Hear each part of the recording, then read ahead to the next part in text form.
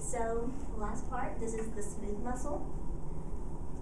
So unlike your skeletal muscle, you don't have to have an action potential.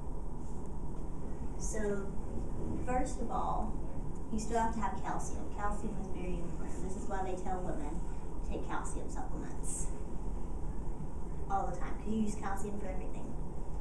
But there's 3 different ways you can get the calcium into the cell to start the smooth muscle contraction. You can either do a voltage-gated calcium channel on the outside, and that brings the calcium in. It doesn't have to be action potential depolarization. It could just be like a little bit of depolarization. But this can bring the calcium in. You could also have a ligand-gated. Let me see if there's a specific one.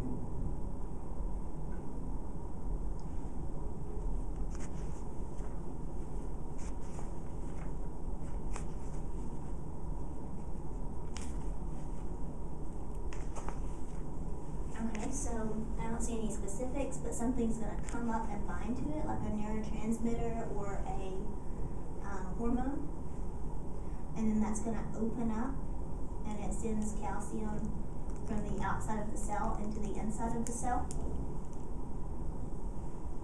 Or you can have release from the sarcoplasmic reticulum using your IP3 gated channels. So kind of what we walked through last time with your multiple things. You have a ligand that binds to the receptor. This is the G protein. This is the PLC.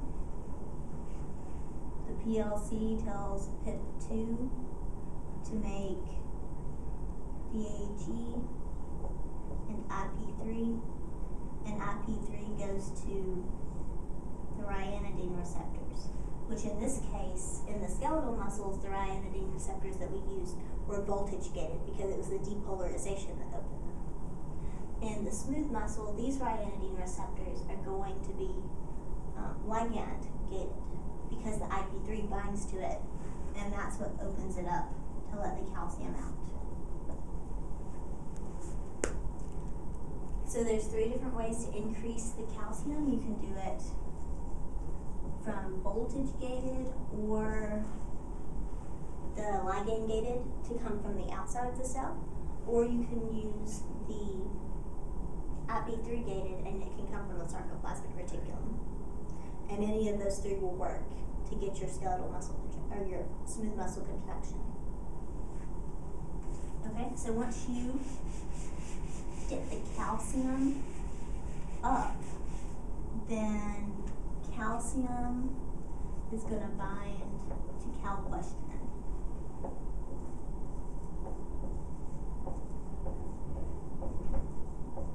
And they're going to hook up and be buddies and stay together. When that happens, this complex goes and activates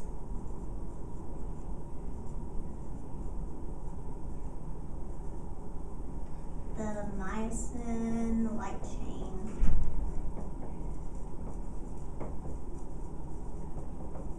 kinase. And so a kinase is an enzyme. Anytime you say kinase, that means it phosphorylates. Phosphorylates. Mm-hmm.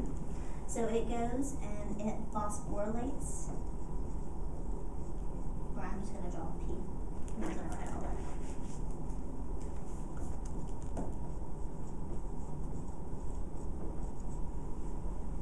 It phosphorylates your myosin light chain.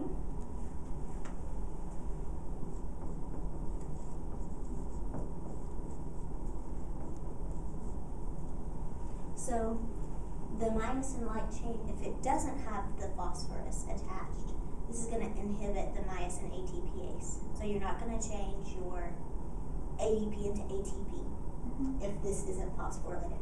When it is phosphorylated, it quits being inhibited. So it works again, and then you're going to start your process.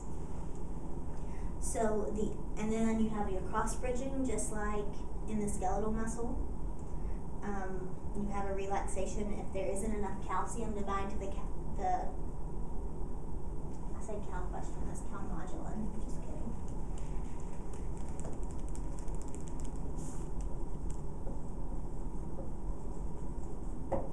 Okay, when you don't have enough calcium to bind to the calmodulin, then your contraction stops. And just since I did write it down, calquestrin is the thing in the sarcoplasmic reticulum. You have calquestrin. And it binds to your calcium and hides it. And it makes the sarcoplasmic reticulum think, oh, I don't have very much calcium in here. I better get some calcium from the outside of the cell. Even though the calcium's in there, it sort of hides it, it disguises it. And that's a way to get the calcium to come back in. Neat. Okay? Got it. Alright, good? Good.